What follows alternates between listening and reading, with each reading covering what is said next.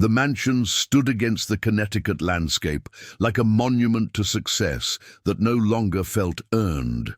42 rooms spread across 3 floors, each one meticulously designed by architects whose names appeared in magazines. The morning light filtered through floor-to-ceiling windows, casting geometric shadows across marble floors that echoed every footstep. David Harrison moved through his home like a stranger visiting a museum. His bare feet made no sound on the cold stone as he descended the main staircase, one hand trailing along the mahogany banister that had cost more than most people's cars. The silence pressed against his ears, broken only by the distant hum of climate control systems maintaining perfect temperature in rooms no one occupied. The kitchen stretched before him, an expanse of stainless steel and granite that could have serviced a restaurant. He moved mechanically through his morning ritual. Coffee from a machine that cost $4,000, toast from bread that would grow stale before he finished the loaf. The routine felt necessary, an anchor point in days that had begun to blur together. His phone buzzed against the marble counter, 3 missed calls from his office manager, 2 emails marked urgent from the legal department, a text message from his ex-wife's attorney that he deleted without reading. Each notification felt like another weight added to shoulders already bent under invisible pressure. Through the kitchen window, the grounds extended in perfect symmetry. Hedges trimmed to geometric precision, pathways that led nowhere anyone wanted to go, a fountain that ran continuously, its gentle splash a soundtrack to emptiness. He had purchased this property 5 years ago, convinced that space and beauty could somehow create the life he imagined. Now it felt like a prison, decorated by someone with expensive taste. The coffee tasted like everything else lately, like ash, like duty, like going through motions because stopping was not an option. He was a man who had built an empire by making decisions quickly and definitively, but every choice now felt like a mistake waiting to reveal itself. Upstairs, behind a door painted cheerful blue, his 8-year-old son slept in the kind of silence that preceded storms. 3 babysitters had quit in 2 months, each one leaving with the same expression, a mixture of exhaustion and something that looked almost like fear. Impossible, they said. Beyond my capabilities. Words that echoed in David's mind during late-night flights to business meetings he could no longer postpone. He looked at his reflection in the kitchen window, superimposed over the perfect landscape. A successful man in an empty house, holding coffee that had grown cold while he wasn't paying attention. Outside, Connecticut prepared for another day of careful appearances. Inside, David Harrison prepared for another day of pretending he had any idea what he was doing.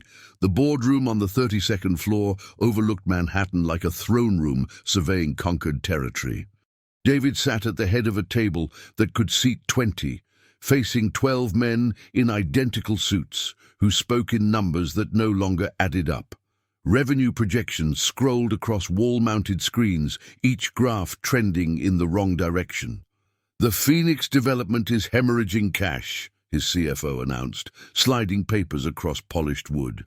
"We're looking at a 40% cost overrun, and the city just rejected our zoning variance appeal." David's fingers traced the edge of his coffee cup. 3 weeks ago, Phoenix had been their flagship project. Now it threatened to drag everything down with it. He had built Harrison Development on careful risk assessment and meticulous planning. These failures felt personal, like watching his own reflection shatter in slow motion.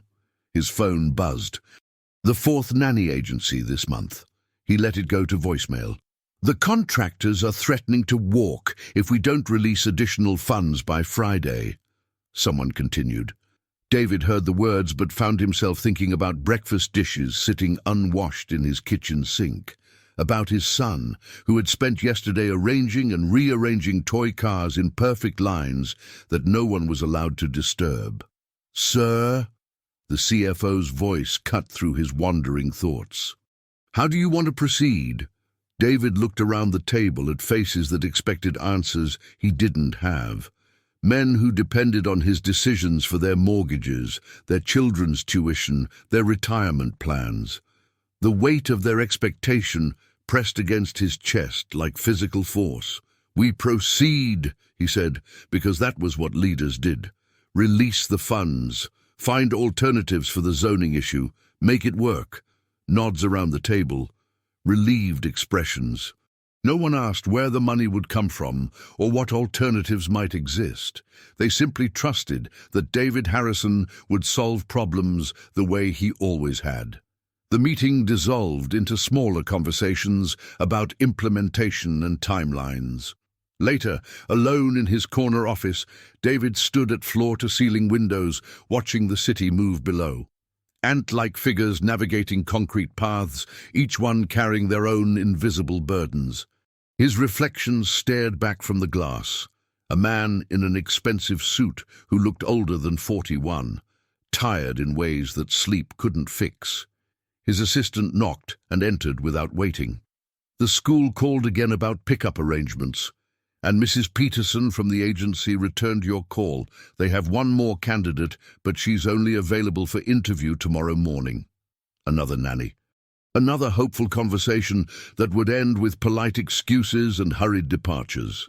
His son didn't speak to strangers, barely spoke at all anymore. The specialists had words for it, diagnoses that felt like labels on filing cabinets, clinical and cold. "Schedule it," David said, "and push back the Hartford meeting until afternoon." Alone again, he pulled up security footage on his laptop. 16 camera feeds from his house, installed not from paranoia, but from necessity. The nanny agency required documentation. His lawyer insisted on protection. But mostly, he needed to know what happened in his absence.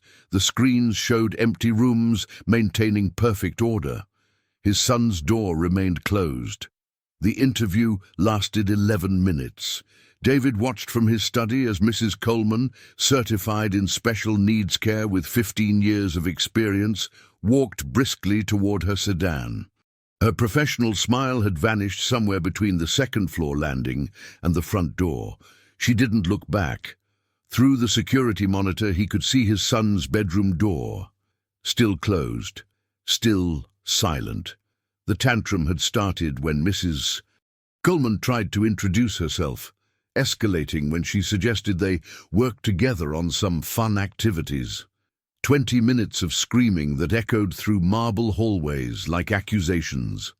David's phone showed 7 missed calls from his brother in Seattle, 3 from his business attorney, and 1 from his ex-wife. He answered none of them. The Hartford meeting had been postponed twice already. His investors were beginning to ask questions that had no good answers. He climbed the stairs slowly, each step heavier than the last. The hallway stretched ahead like a corridor in a hospital, sterile, quiet, designed to contain rather than comfort. Family photos lined the walls, most from before the divorce, when smiles came easier and his son still looked directly at cameras. At his son's door, David knocked softly. "Tommy, can I come in?" Silence. He knocked again. "I brought your lunch, the sandwich cut in triangles like you prefer." The door opened a crack. Tommy peered out with eyes that seemed to hold too much knowledge for 8 years old. He accepted the plate without speaking, then closed the door again with deliberate precision. David stood in the hallway holding his breath. These moments of calm felt fragile, like glass that might shatter if he moved too quickly. The specialists talked about routine, predictability, patience.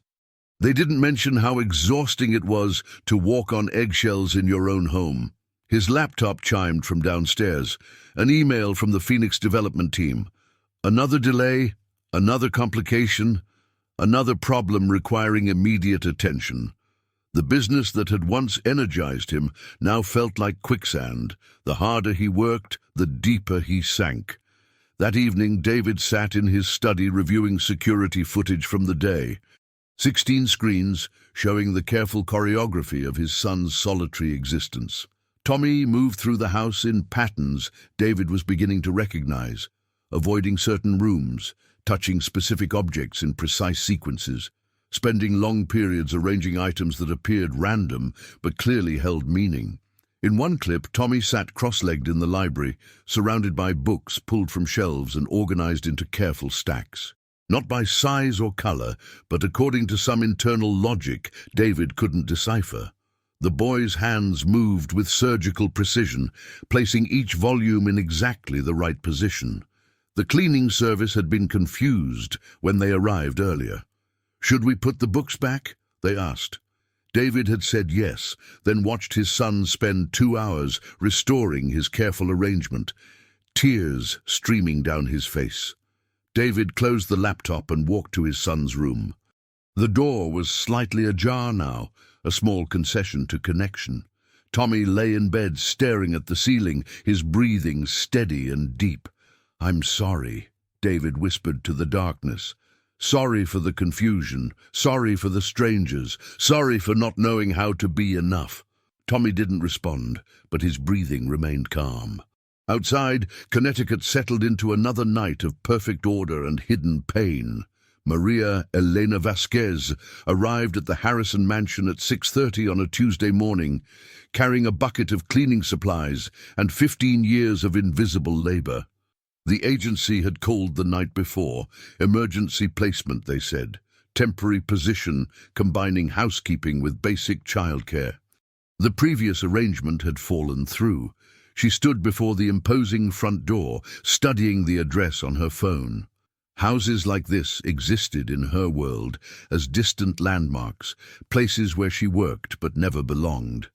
The morning mist clung to manicured lawns that probably cost more to maintain than she earned in a month. David answered the door in a wrinkled shirt and yesterday's pants. Dark circles under his eyes suggested another sleepless night. He looked surprised to see her, as if he'd forgotten making the arrangement. "Mrs. Vasquez?" He stepped aside to let her enter. "I should warn you, my son has some challenges. The previous caregivers found him difficult." Maria Elena nodded, following him through hallways that seemed designed to echo. She had heard variations of this warning before. Parents who apologized in advance for children they couldn't understand. Her own 3 kids had taught her that difficult often meant different. "He's 8, David continued, leading her toward the kitchen. "Autism spectrum, non-verbal most of the time. He doesn't respond well to changes in routine." In the vast kitchen, David gestured helplessly at surfaces that gleamed, despite their obvious emptiness. "I'm not sure exactly what he needs. The specialists give me lists of strategies, but nothing seems to work consistently." Maria Elena set down her supplies and walked to the window. The backyard stretched like a golf course, perfect and untouched. No swing set, no sandbox, no evidence that children played here. She turned back to David, who was checking his watch nervously. "I have meetings in Hartford today. Should be back by evening." His breakfast is usually toast cut in triangles. He arranges everything before eating. Don't touch his plate while he's organizing it. And if he gets upset... David paused, running a hand through his hair. "Just call me. I'll come back."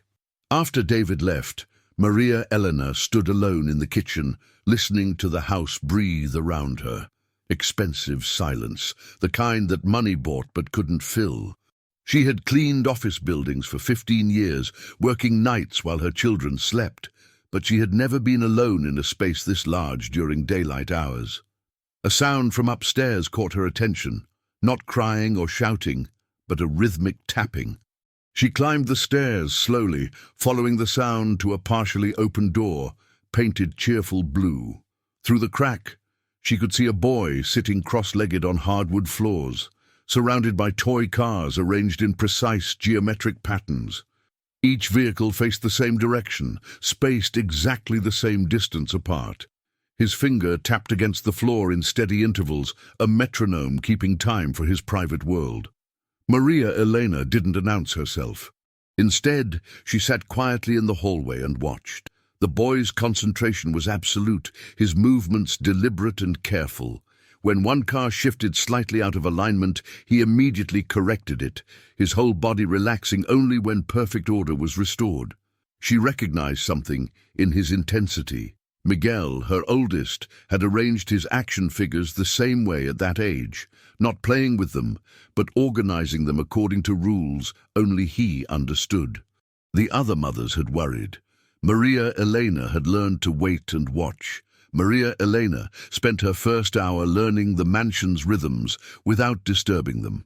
She moved quietly through rooms that felt more like museum displays than living spaces, noting which doors stayed closed, which areas showed signs of actual use.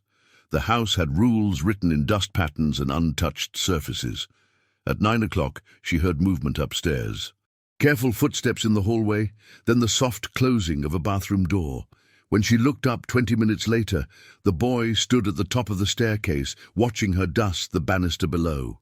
Tommy Harrison was smaller than she expected, thin in the way of children who forgot to eat when absorbed in their own worlds.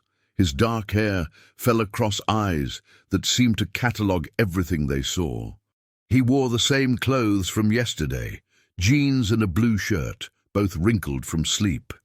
"Good morning," Maria Elena said softly, not moving from her position. She had learned not to approach too quickly. Children like Tommy needed time to decide about new people. He didn't respond, but didn't retreat either. Instead, he sat on the top step and watched her work. His breathing was audible in the vast space, not distressed but alert, measuring. Maria Elena continued her methodical cleaning, narrating her actions in a gentle voice. "I'm dusting the pictures now. This one has a boat in it. This one shows mountains." She didn't expect responses, but offered information the way she might describe scenery to a passenger on a long drive. When she reached the living room, Tommy appeared at the bottom of the stairs. He followed at a careful distance as she arranged throw pillows and straightened books. His presence felt like that of a small scientist observing an experiment. In the kitchen, Maria Elena opened cabinets to familiarize herself with their contents. Tommy moved closer, drawn by her systematic approach.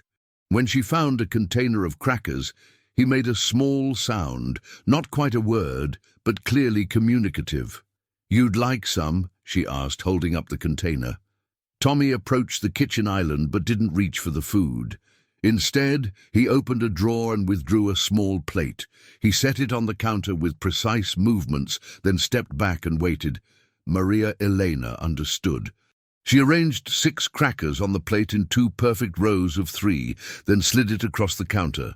Tommy studied the arrangement for a long moment before taking the plate to the breakfast nook. She watched him organize the crackers into different patterns before eating them. First a circle, then 2 parallel lines, then a triangle. Each configuration seemed to require careful consideration. When he finished, he brought the empty plate back to the counter and placed it exactly where it had been before. "Thank you," Maria Elena said, as she would to any polite child. For the first time, Tommy looked directly at her. His gaze held steady for 3 seconds. A brief but unmistakable moment of connection. Then he turned and walked back toward the stairs. At noon, Maria Elena prepared lunch according to David's instructions. Sandwich cut in triangles, apple slices arranged in a fan pattern, milk in a glass without ice. She set the plate on the kitchen island and called upstairs. "Tommy, lunch is ready." Footsteps on the stairs, then hesitation at the kitchen doorway. Tommy studied the plate from across the room, his expression unreadable. Maria Elena continued wiping counters, giving him space to approach. When she glanced up again, he was standing beside the island, but not eating. His hands hovered over the plate as if something was wrong. She looked more closely at the arrangement, trying to see it through his eyes. The triangle sandwich points faced different directions, random, chaotic. Maria Elena gently rotated 2 triangles, so all the points aligned in the same direction. Tommy's shoulders relaxed visibly. He picked up the first piece and took a careful bite. They ate lunch in comfortable silence, Tommy at the breakfast nook and Maria Elena at the kitchen island, both respecting the careful boundaries that made peace possible. By the third day, Tommy had established a routine around Maria Elena's presence. He would appear at the top of the stairs when she arrived, watch her organize her supplies, then follow at his careful distance as she moved through the house. She became part of his mapped world, a predictable element in an environment that rarely felt safe. On Thursday morning, she found him in the library, surrounded by books pulled from the shelves and arranged in careful towers. Previous caregivers had seen this as destruction. Maria Elena saw architecture, an 8-year-old's attempt to build something that made sense. She sat cross-legged on the floor nearby and began sorting through the remaining books on the shelves, organizing them by color rather than subject. Tommy watched with growing interest as she created a rainbow of spines across 3 shelves. When she reached for a red book that would complete a sequence, he made a soft sound and pointed to a different volume, one that fit the pattern better. They worked together for an hour without speaking, Tommy occasionally redirecting her choices with gentle touches and pointing. When they finished, the library looked like a carefully curated art installation. Tommy stood in the center of the room, turning slowly to take in their work from every angle. The expression on his face was unmistakably proud. That afternoon, while Maria Elena cleaned the master bedroom, she heard Tommy's door open and close repeatedly. Each time the sound was slightly different, softer or harder, faster or slower. She realized he was experimenting with the mechanics of the latch, finding the precise amount of pressure that created the sound he wanted. Instead of asking him to stop, she began matching her own movements to his rhythm. When she heard the soft click of his door closing, she would close a drawer. When she heard the harder sound, she would close a cabinet. After 20 minutes, they had created an impromptu percussion duet across 2 floors of the mansion. The communication breakthrough came on Friday, while Maria Elena was folding laundry in the utility room. Tommy appeared in the doorway carrying a small wooden puzzle, geometric shapes that fit into corresponding holes. But instead of the bright primary colors it had originally featured, the pieces had been painted in subtle gradients, blue fading to green, yellow melting into orange. He approached her slowly and placed one piece in her palm, a triangle painted in shades of twilight purple. His fingers lingered against hers for just a moment, warm and trusting. Then he guided her hand toward the puzzle board, showing her exactly where the piece belonged. Maria Elena understood that this wasn't about completing the puzzle. Tommy was sharing something he had created, something beautiful and personal. She examined each painted piece with the attention she might give to a work of art in a museum, running her fingers along the smooth surfaces where colors blended seamlessly together. "This is beautiful," she said quietly. "You made these colors?" Tommy nodded, his first clear response to a direct question. He picked up a brush from his pocket, its bristles still slightly damp with paint. His eyes met hers again, holding the connection longer this time, and she saw something that broke her heart. A child's desperate hope that someone might finally understand what he was trying to say. When David returned that evening, he found them in the kitchen. Tommy sat at the counter working on a new puzzle piece while Maria Elena prepared dinner. The boy looked up when his father entered, not with the usual tension or wariness, but with something approaching calm. "How was your day?" David asked, the question directed at both of them. "We organized books," Maria Elena said, "and Tommy showed me his artwork." David blinked in surprise. "Artwork?" Tommy slid off his stool and retrieved the painted puzzle from the counter. He carried it to his father with careful steps, offering it like a gift. David accepted it with the reverence Maria Elena had shown, turning each piece to catch the light. "When did you make this?" David asked. Tommy looked at Maria Elena, then back at his father. He held up 5 fingers, then 3 more. 8 days. He'd been working on this since before she arrived, but only today felt safe enough to share it. The phone call came on a Tuesday morning, while David reviewed security footage from the previous week. His ex-wife's voice cut through the speaker with practiced precision, each word calculated for maximum impact. "I've been thinking about Tommy's care situation," Victoria said. "A housekeeper is hardly qualified for his specific needs. I've found an excellent facility in California that specializes in autism spectrum disorders." David's hand tightened on the phone. On his laptop screen, he watched Maria Elena and Tommy working together in the library, moving in synchronized harmony around stacks of books. "Tommy is doing well with his current arrangement. David, be realistic. This woman has no credentials, no training. What happens when you're called away on business? What happens when she decides this job is too much trouble?" Through the window, David could see Maria Elena's car in the driveway, a 15-year-old Honda with rust spots and a cracked windshield. Everything about her presence in his home felt temporary, fragile.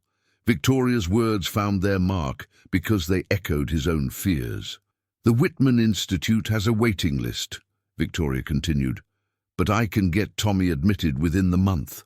Structured environment, qualified staff, proven results." David closed the laptop, unable to watch the peaceful scene while contemplating its destruction. "Tommy has made progress here." "Progress?" "David, he still doesn't speak. He still has meltdowns. You're clinging to false hope because you can't accept that he needs professional help." After the call ended, David sat in his study, staring at corporate reports that demanded attention he couldn't give. Victoria's words circled through his thoughts like accusations. Maybe she was right. Maybe his attachment to the current situation was selfish, driven by his own need to avoid difficult decisions rather than what was best for Tommy. His business attorney called an hour later with news that felt like another weight on an already bending structure. "The Phoenix investigation is expanding. They want to review all your contracts from the past 3 years. This could take months to resolve. Months of legal scrutiny, months of frozen assets, months of uncertainty about everything he had built." The mansion around him suddenly felt like a house of cards in a rising wind. That evening, David found Maria Elena cleaning the kitchen with her usual methodical precision. Tommy sat at the counter drawing with colored pencils, his movements confident and sure. The scene looked almost normal, like a family at the end of an ordinary day. "Mrs. Vasquez," David said carefully, "I need to discuss something with you." She looked up from the dishes, her expression attentive but guarded. After 3 weeks, she had learned to read the subtle changes in his tone. "There may be some changes coming," David continued. "Business complications, family matters. Nothing immediate, but I wanted you to know that this position might not be as stable as we originally discussed." Maria Elena nodded slowly, her hands still moving through soapy water. "I understand," she said quietly. But Tommy's pencil stopped moving. His head turned toward David with sharp attention, as if he had understood every word, despite never acknowledging such conversations before. The boy's dark eyes held something David had never seen there, not confusion or withdrawal, but what looked unmistakably like fear. For the first time since the arrangement began, Tommy spoke. Not words, but a sound, low and urgent, like a question he couldn't form. He looked between David and Maria Elena, then back at his father, his expression pleading. David felt something crack inside his chest.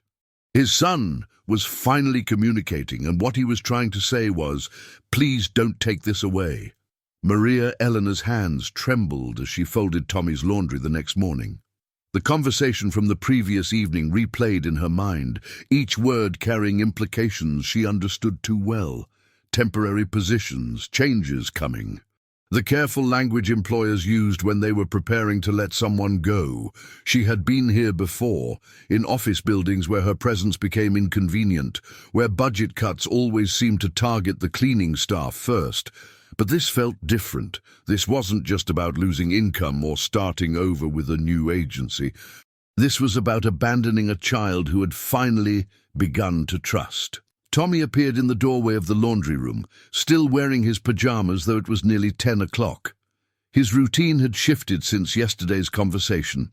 Instead of his usual systematic progression through the house, he stayed close to wherever she was working, as if proximity could prevent the threatened separation. He held out a piece of paper, one of his drawings from the night before. Maria Elena accepted it carefully, studying the careful arrangement of colored shapes. Blues and greens swirled together in patterns that reminded her of water, of movement, of something alive and flowing. "It's beautiful, Tommy," she said, and meant it. But her voice carried a sadness she couldn't hide. Tommy noticed. He tilted his head, studying her face with the same intensity he brought to organizing his puzzles. Then he did something unexpected. He reached up and touched her cheek with one finger, gentle as a butterfly landing. The gesture broke something open in Maria Elena's chest. She knelt down so they were at eye level, fighting back tears that would only frighten him. "I care about you too," she whispered. Later that morning, while Tommy worked on a new drawing in the kitchen, Maria Elena found herself in David's study. He sat surrounded by legal documents, his laptop open to what looked like financial statements. The confident businessman she had first met was gone, replaced by someone who looked overwhelmed and uncertain. "Mr. Harrison?" She stood in the doorway, unsure whether she belonged in this space of important decisions and expensive solutions. He looked up, blinking as if returning from a great distance. "Yes?" "I wanted to say—" Maria Elena paused, searching for words that wouldn't sound presumptuous. "Tommy is a good boy, very smart. He just needs people to understand his language." David leaned back in his chair, studying her face. "The specialists say he needs intensive therapy, structured programs, professional intervention." "Maybe," Maria Elena said carefully. "But he also needs someone who sees him as more than a problem to be fixed." She wanted to say more, about Miguel and how he had struggled in school until one teacher took time to understand how his mind worked. About her daughter Carmen, who had stopped speaking for 6 months after their father left, and how healing had come through patience rather than pressure. About all the children she had watched over the years who bloomed when given space to be themselves. But David's phone rang, and the moment passed. He gestured apologetically as he answered, already retreating into the world of crisis management that consumed his days. That afternoon, Tommy had his worst meltdown in weeks. It started when a delivery truck arrived unscheduled, disrupting his expectation of afternoon quiet. The sound of voices at the front door, the intrusion of strangers into his mapped world, triggered a response that seemed to come from somewhere deeper than frustration. Maria Elena found him in his room, curled in the corner behind his bed, making sounds that weren't quite crying but weren't quite words either. She sat nearby without trying to touch or soothe, simply offering her presence as an anchor point in his storm. When David arrived home an hour later, called back from his Hartford meeting by her phone call, he found them in the living room. Tommy sat pressed against Maria Elena's side while she read quietly from a picture book. Not to him, but near him, her voice a steady rhythm in the restored calm. "How long did it last?" David asked quietly. "About 40 minutes, Maria Elena replied. "But see, he came back to himself." David watched his son's peaceful breathing, the way Tommy's hand rested trustingly against Maria Elena's arm. The specialists had warned that meltdowns would likely increase without proper intervention. Instead, they seemed to be getting shorter, less frequent. The evidence was right in front of him, but acknowledging it meant accepting something that challenged everything he thought he knew about helping his son. The crisis came on a Friday afternoon when everything collided at once. David stood in his study facing 3 phone calls that demanded immediate answers. His lawyer about the Phoenix investigation, Victoria's attorney about custody arrangements, and his business partner about emergency board meeting. Outside his window, he could see Tommy and Maria Elena in the garden. They had discovered that the boy had an intuitive understanding of patterns in nature, the spiral arrangements of pine cones, the geometric precision of flower petals. Maria Eleanor knelt beside him as he arranged fallen leaves according to some internal logic, her presence calm and encouraging. "Mr. Harrison?" His lawyer's voice cut through his observation. "I need your decision about the deposition schedule. If we don't respond by Monday, the court will assume cooperation with their timeline." David forced himself to focus on legal strategies and damage control, but part of his mind remained in the garden, watching his son's first genuine engagement with the world beyond his bedroom. An hour later, Victoria arrived unannounced. David met her at the front door, immediately recognizing the purposeful stride that had once intimidated opposing counsel. She wore the kind of suit that announced success and carried a leather portfolio that probably contained documents he wouldn't want to sign. "We need to talk," she said, brushing past him into the foyer, "about Tommy's future." They sat in the formal living room, a space that felt designed for difficult conversations. Victoria opened her portfolio and spread papers across the coffee table, like evidence in a trial. "I've spoken with Dr. Reynolds at Whitman Institute. They can accept Tommy immediately if we act quickly. Full residential program, specialized staff, proven methodologies." She slid a brochure toward him. "Look at their success rates, David. Look at what they've accomplished with children far more severe than Tommy." David glanced at the glossy pages, showing cheerful children in structured activities, smiling therapists with advanced degrees, facilities that looked more like universities than institutions. Everything professional, credentialed, expensive. "Tommy is making progress here," David said, but his voice lacked conviction. "Progress?" Victoria's laugh held no warmth. "David, he's 8 years old and barely speaks. He has meltdowns that could be heard 3 rooms away. And you're trusting his care to a woman whose only qualification is that she needs the job." Through the window, they could see Maria Elena and Tommy returning from the garden, both carrying small collections of leaves and stones. Tommy's arms were full of treasures that would probably be arranged into careful patterns somewhere in the house. "She has no training," Victoria continued. "No education beyond high school, if that. No understanding of autism spectrum protocols. What happens when her novelty wears off? What happens when she decides this is too much work for too little pay?" David watched Maria Elena help Tommy wash his hands at the kitchen sink, their movements coordinated like a dance they had rehearsed. She didn't hover or direct, just provided structure that felt natural rather than imposed. "The Whitman Institute has a waiting list," Victoria pressed. "This opportunity won't come again. We're talking about Tommy's entire future, his ability to function independently as an adult." David's phone buzzed. Another urgent email about the Phoenix investigation, another crisis requiring immediate attention. He felt the familiar weight of decisions that affected too many people, the crushing responsibility of choices that couldn't be undone. "I need time to think," he said finally. "Time is what we don't have." Victoria gathered her papers with sharp efficiency. "The admission window closes next Friday. After that we wait another year while Tommy falls further behind." After she left, David sat alone in the formal living room, surrounded by furniture that looked expensive but felt cold. Through the doorway, he could hear gentle voices from the kitchen, Maria Elena helping Tommy organize his garden treasures, their conversation a mixture of Spanish and English and wordless understanding. The choice felt impossible: professional expertise backed by research and credentials, or intuitive care that produced results he could see but couldn't explain. The safe path versus the one that worked. His head versus his heart.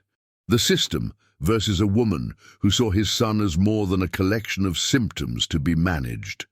The decision came to David at 3 a.m, in the space between sleep and wakefulness, where truth feels clearest.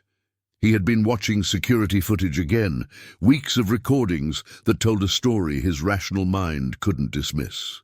Tommy's gradual transformation from isolated to engaged, from fearful to trusting, from silent to communicative in his own way.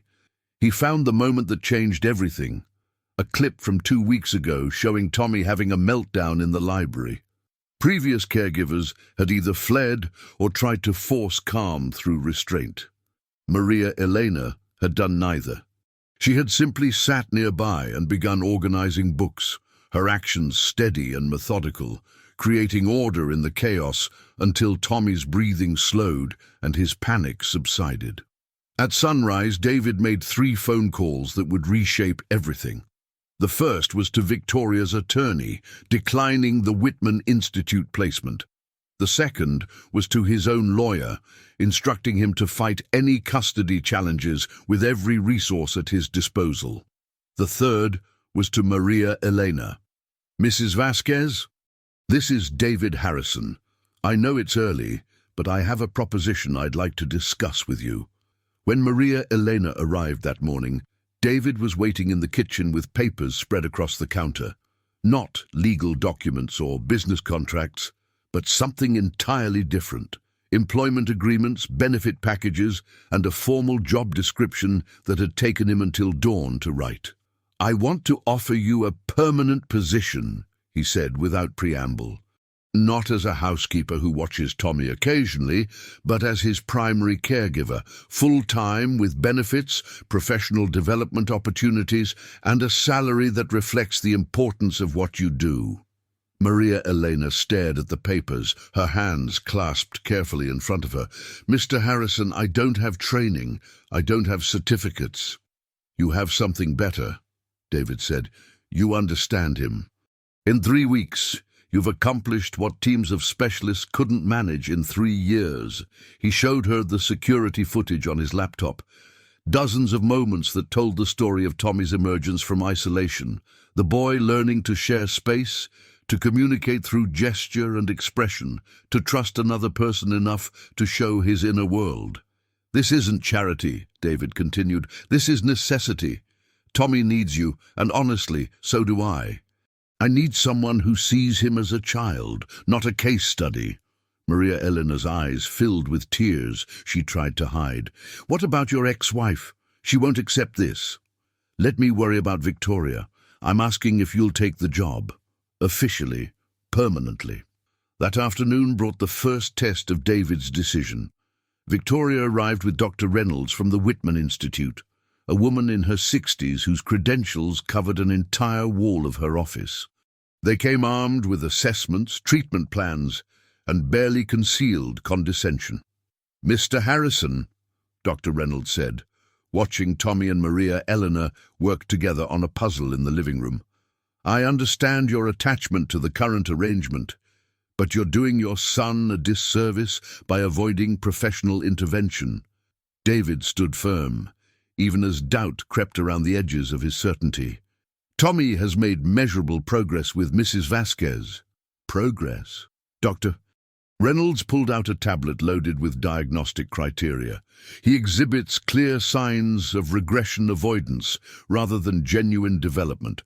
What you're seeing is adaptation to low expectations, not therapeutic advancement."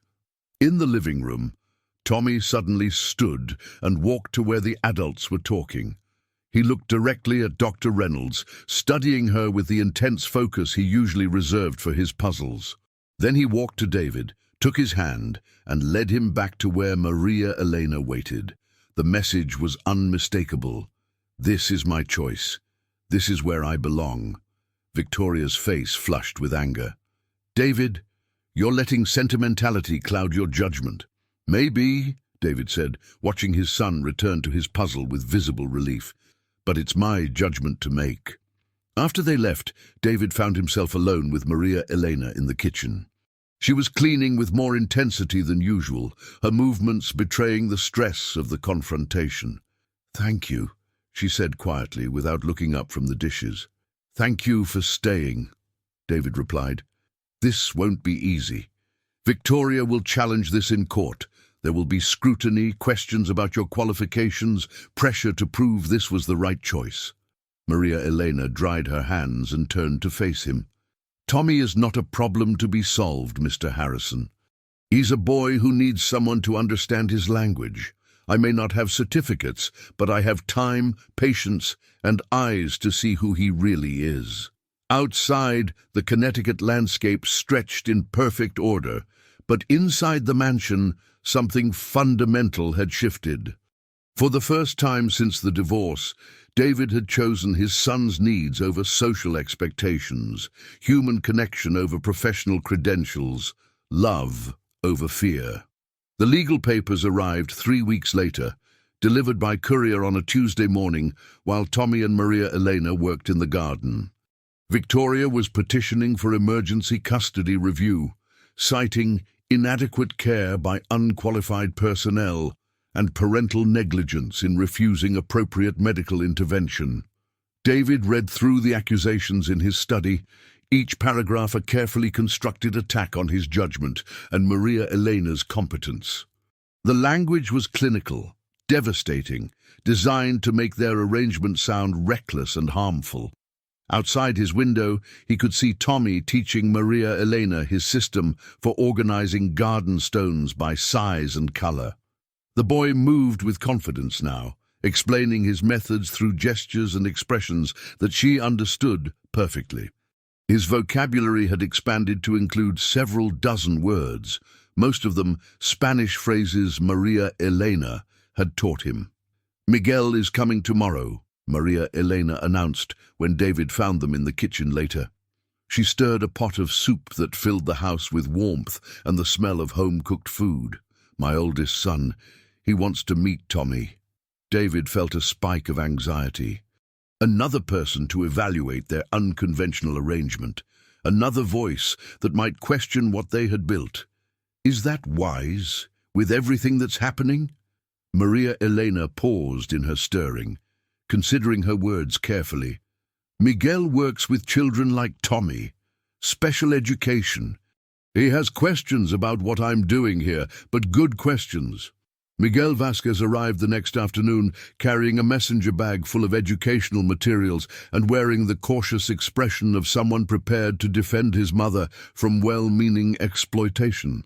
David met him at the door, immediately noting the young man's professional bearing and intelligent eyes.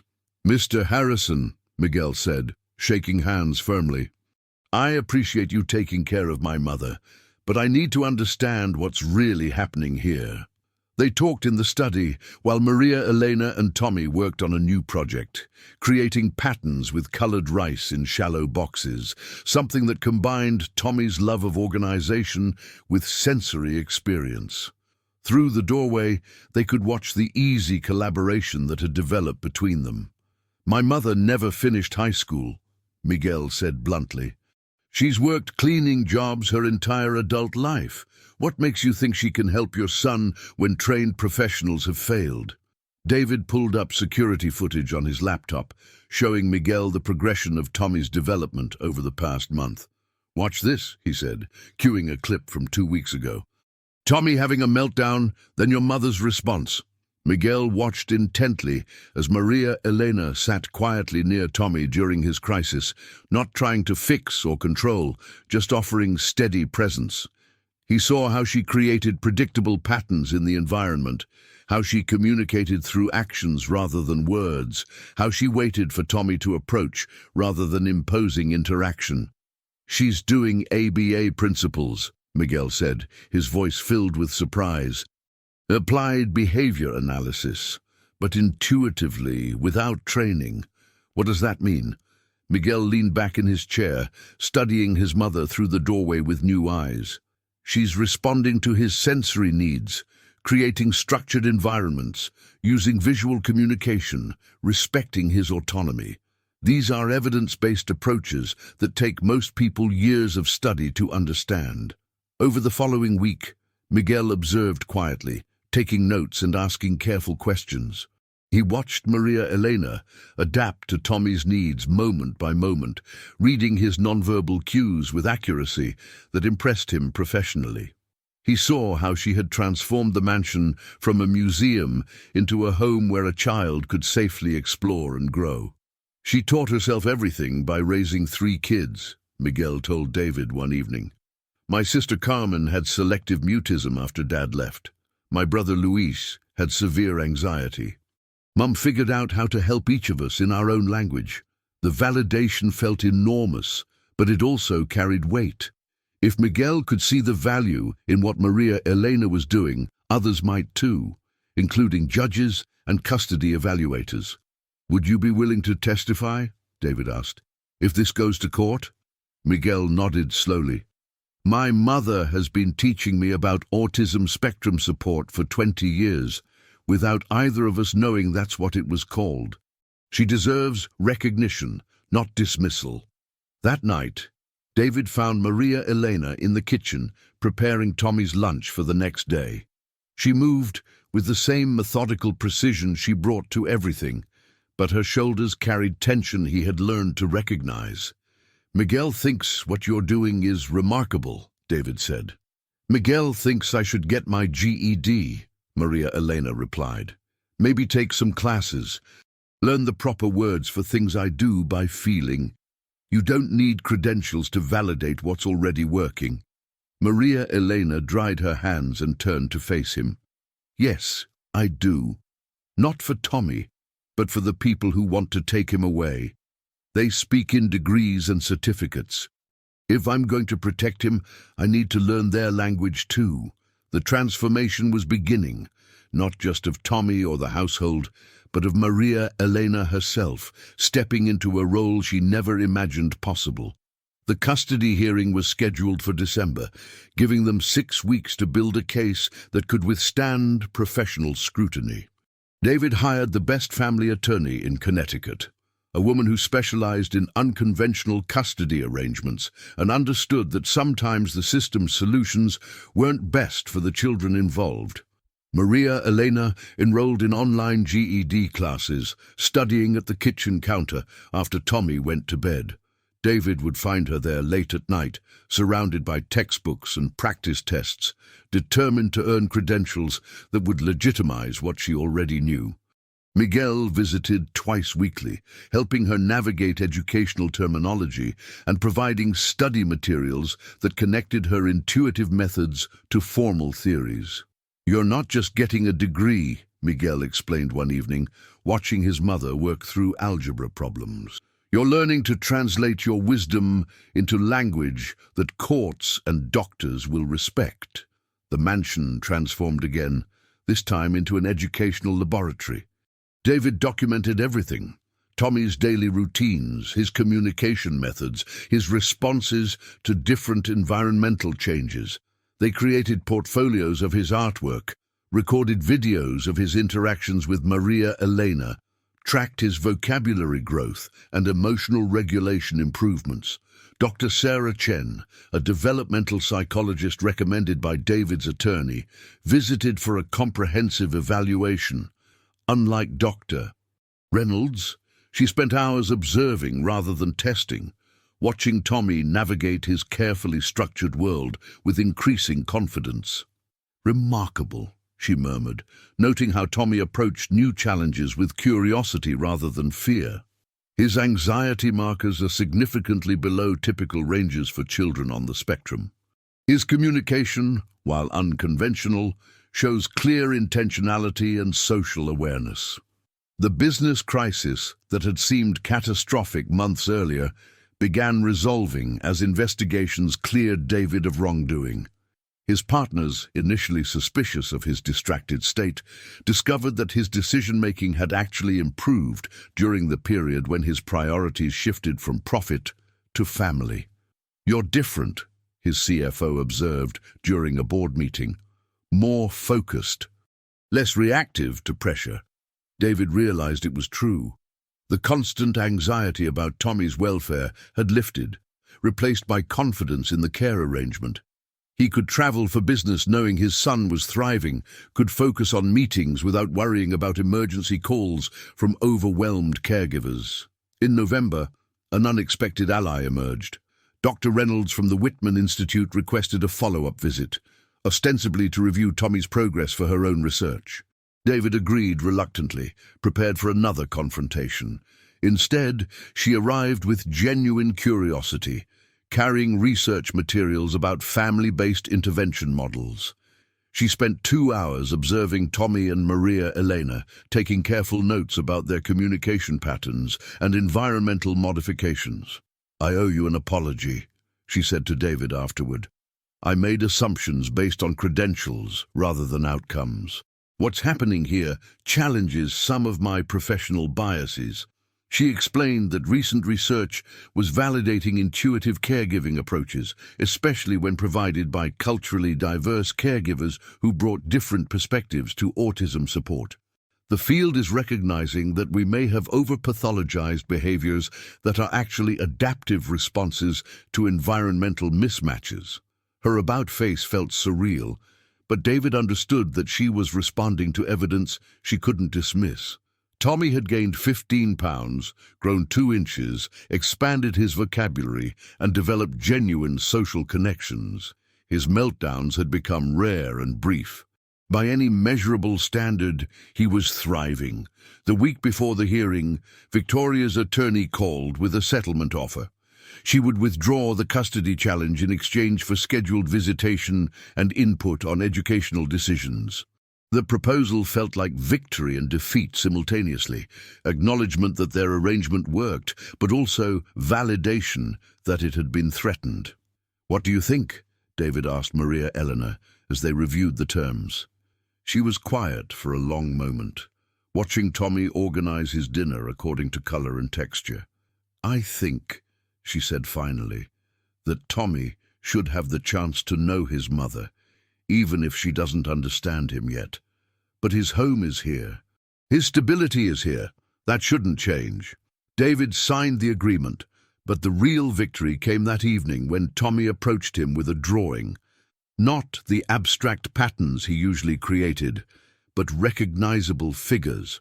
A tall man, a woman with dark hair, and a small boy standing together in front of a house. At the bottom, in careful block letters, he had written, "My family." The transformation was complete, but it wasn't ending. It was beginning.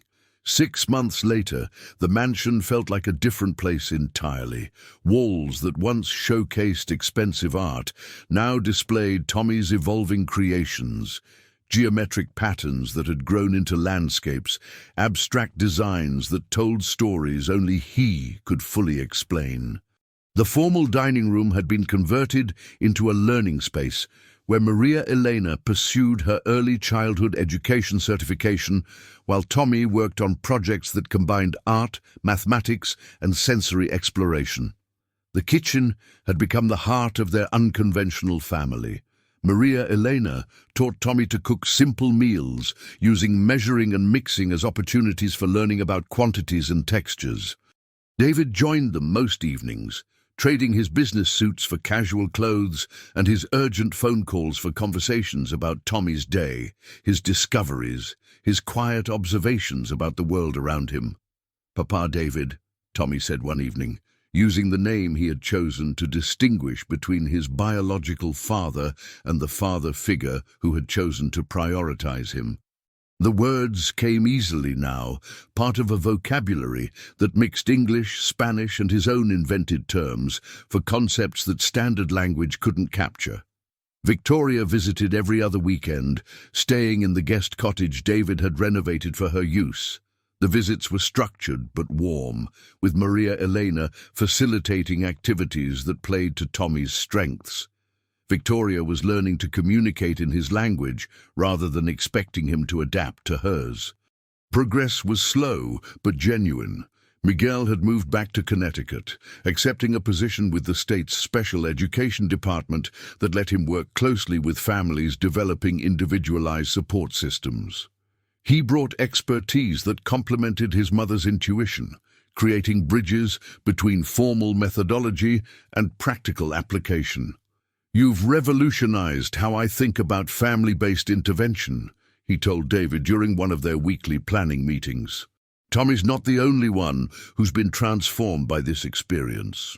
The business David had nearly lost to crisis and distraction had evolved too. He had restructured the company around sustainable development projects, using the skills that made him successful in real estate to create affordable housing for families with special needs, children. The Phoenix Project, once a source of devastating loss, had been redesigned as a community that prioritized accessibility and sensory-friendly environments. "You're building something that matters," his architect said, reviewing plans for the pilot community. "Not just profitable, but purposeful." Maria Elena completed her GED in March and immediately enrolled in community college courses that would lead to certification in developmental support. She studied with the same methodical attention she brought to everything else, but now her learning was supported by David's resources and Miguel's guidance. Tommy had become her unofficial teaching assistant, demonstrating communication techniques and environmental adaptations for her classmates who were studying traditional approaches to autism support.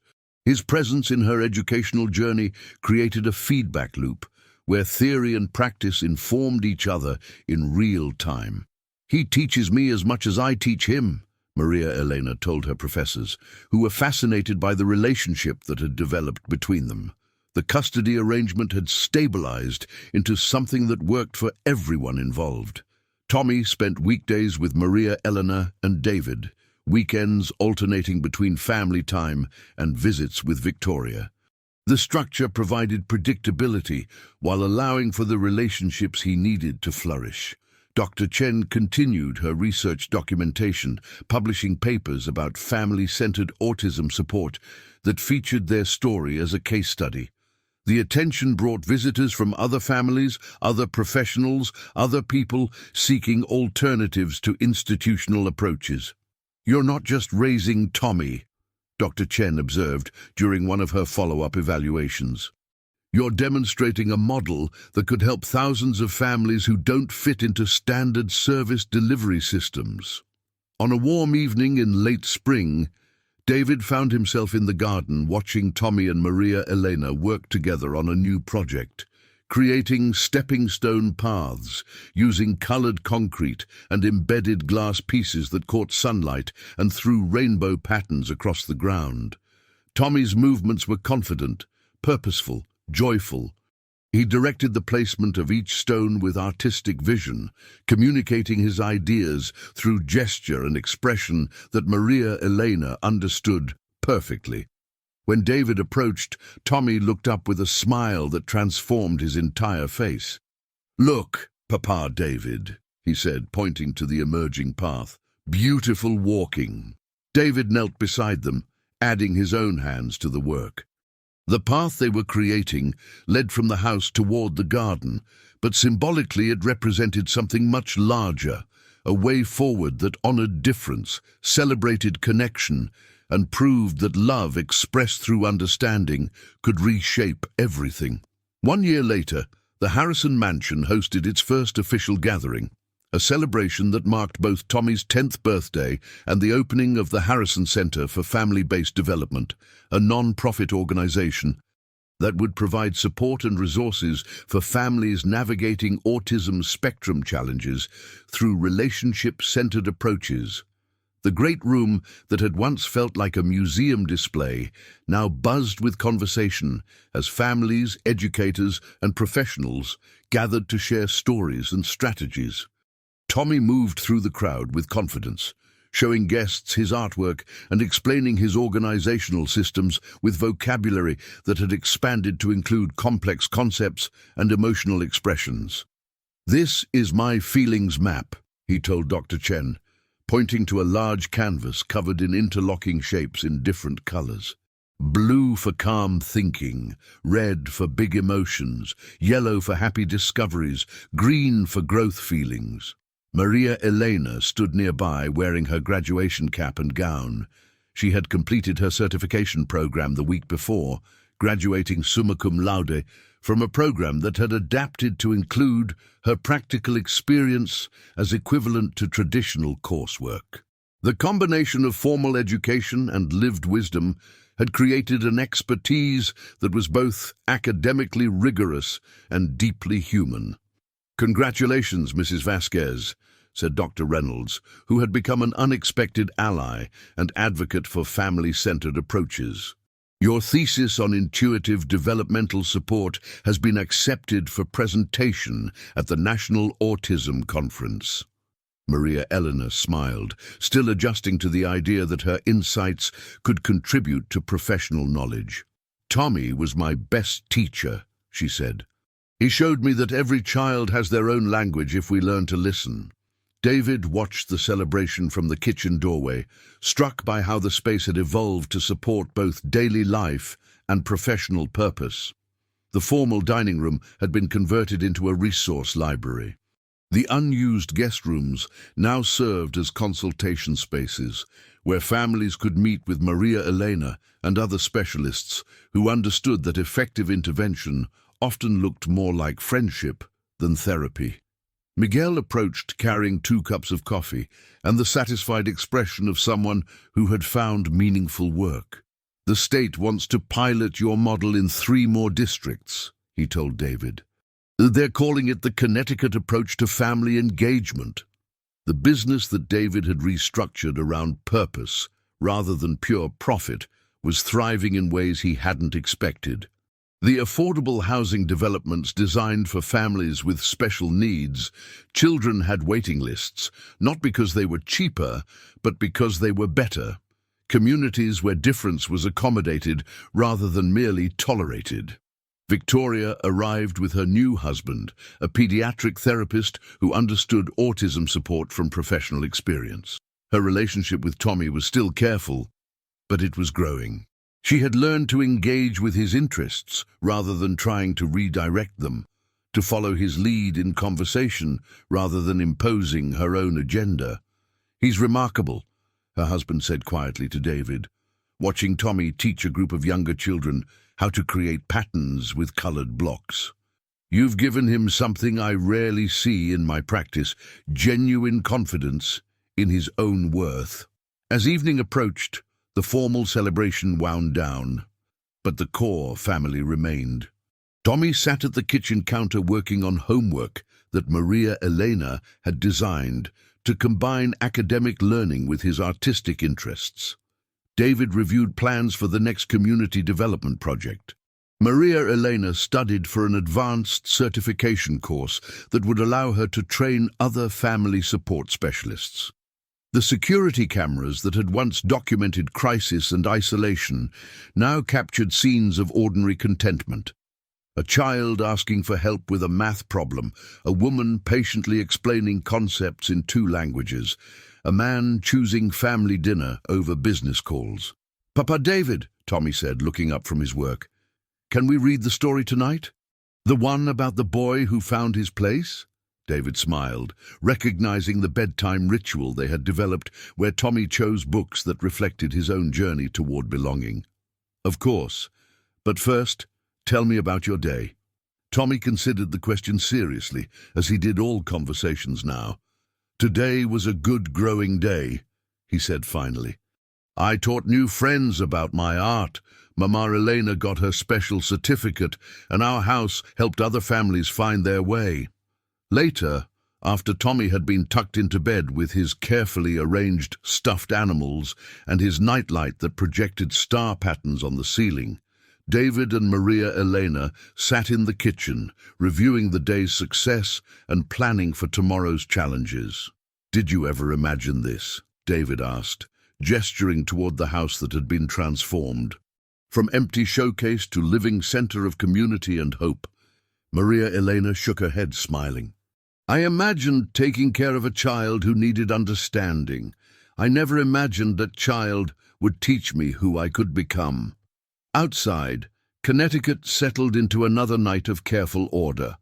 But inside the Harrison house, 3 people who had found each other by necessity had created something revolutionary. A family built on choice, respect, and the radical belief that everyone deserves to be seen for who they truly are.